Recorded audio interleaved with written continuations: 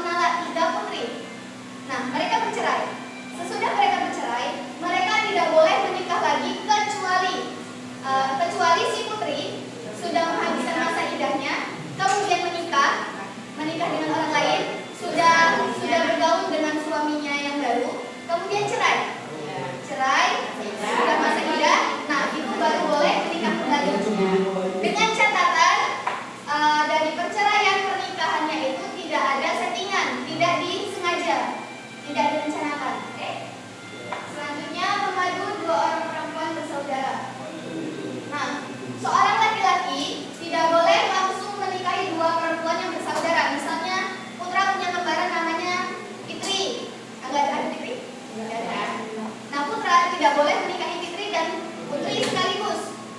Oke? Selanjutnya berpoligami lebih dari 4.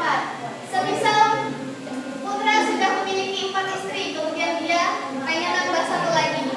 Nah, perempuan yang kelima yang akan dijadikan istri kelima itu haram untuk dinikahi, kecuali jika dia telah menceraikan salah satu istrinya yang 4. Baru boleh menikah kembali. Selanjutnya perbedaan agama. Siapa di sini yang punya pacar beda agama?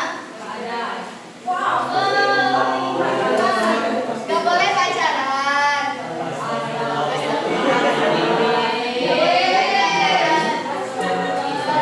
Perbedaan agama itu dilarang ya dalam Islam. Jika ingin menikah, maka salah satunya harus beda agama. Oke, sampai sini ada pertanyaan? Tidak ada? Jika tidak ada, ibu punya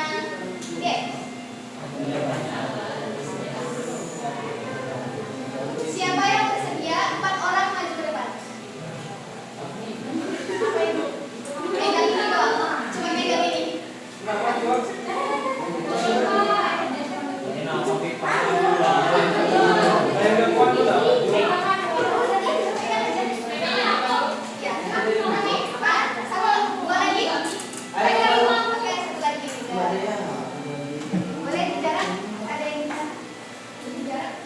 Sebelum ibu kasih ini, ibu bagikan ini dulu ke kalian. Pilih 1.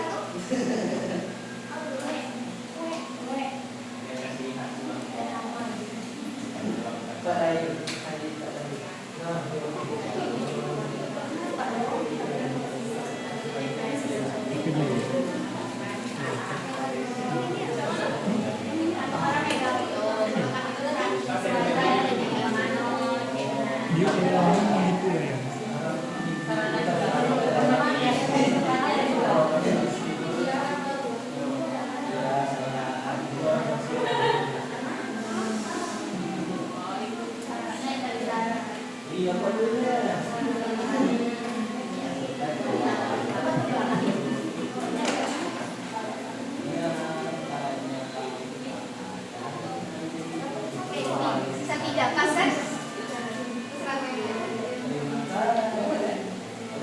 Oke, di situ ada tulisan. Kamu pegang ini.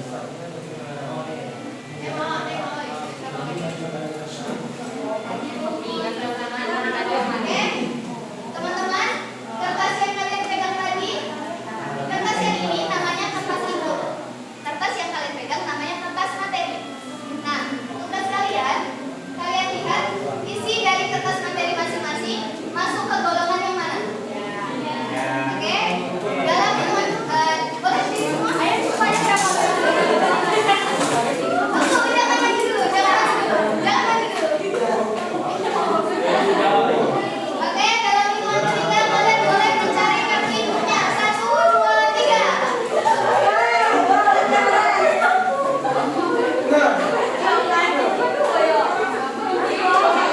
Oke, jika sudah ketemu kartu induknya boleh ditempelkan. Oke, boleh ditempelkan.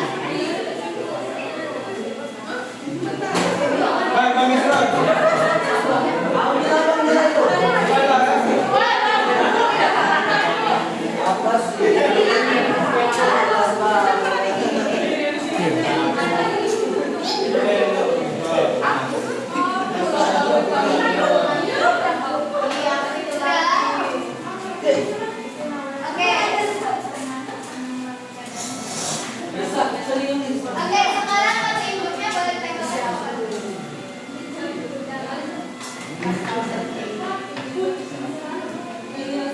Setelah dia kerjanya kemarin.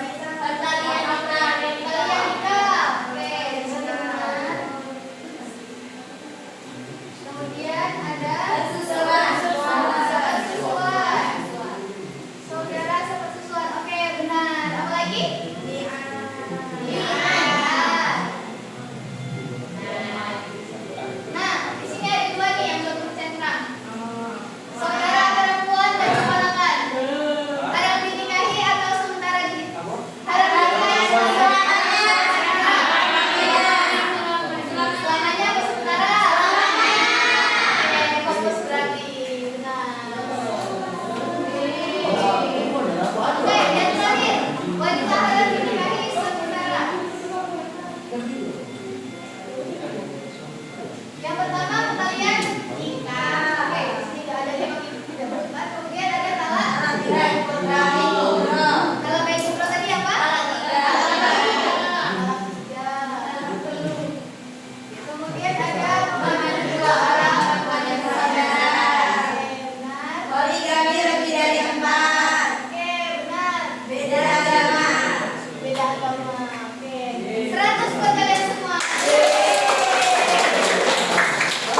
Oke, berarti kawan-kawan semua sudah paham? Sudah. Sampai sini ada yang ingin ditanyakan kembali? Oke, terus kenapa wali tidak boleh perempuan? Karena biasanya bukan karena kebiasaan, tapi karena jalur nasab. Karena seorang manusia itu tidak bisa dinasabkan kepada ibunya, tapi dinasabkan kepada ayahnya. Oleh karena itu, kenapa wali itu bolehnya ayah, kemudian jika ayahnya tidak ada ke kakek. Ya, ke kakek dulu. Sesudah ayah ke kakek dulu. Jika ayah dan kakek tidak ada, baru ke saudara laki-laki, boleh abang atau adiknya. Ya, kenapa? Kalau tidak ada saudara lagi. Nah, jika tidak ada saudara laki-laki, paman dari bapak, paman kandung dari bapak, adiknya bapak atau kakaknya bapak yang laki-laki. Paman dari ibu tidak boleh, hanya boleh dari bapak. Jika tidak ada, bisa dikembalikan kepada wali hakim. Wali hakim itu biasanya kita kenal yang di KUA. Bapak siapa?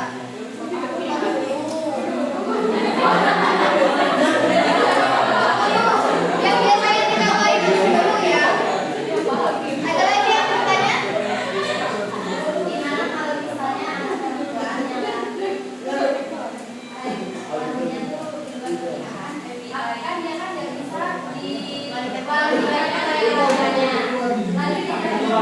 Nah, ada pertanyaan bagus nih. Jika ada seorang anak lahir di luar pernikahan, kan bapaknya nggak bisa jadi walinya. Dia sudah dipastikan walinya itu oleh wali hakim. Nah, sudah pasti tidak boleh ibunya yang jadi wali, tapi di wali hakim harus membeli wali hakim. Ada lagi yang bertanya? Ini bahkan ada yang kembar, nah mereka tuh kepalanya itu 2, tapi badannya itu 1. Nah, gimana? Kan ada yang Bukan siang. Itu menikahnya yang nyatu kepalanya ya?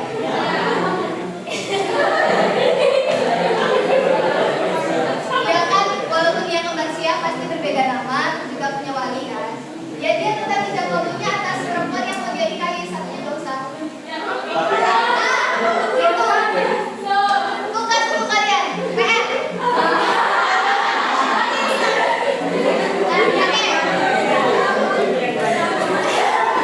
Oke, itu tugas untuk kalian. Ikut aja di minggu depan bagaimana menikahnya orang yang kembar siang. Oke? Oke, ada lagi pertanyaan? Jika tidak ada, kita cukupkan pembelajaran kita hari ini. Mari kita tarik kesimpulan. Jadi kesimpulan hari ini, ketentuan pernikahan agama Islam rukunnya ada berapa? 4.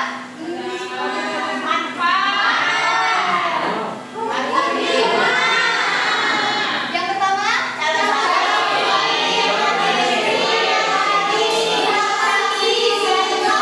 oke, sudah paham semua. Oke, sepertinya cukup ya pembelajaran kita pada hari ini. Sudah kita tarik kesimpulan.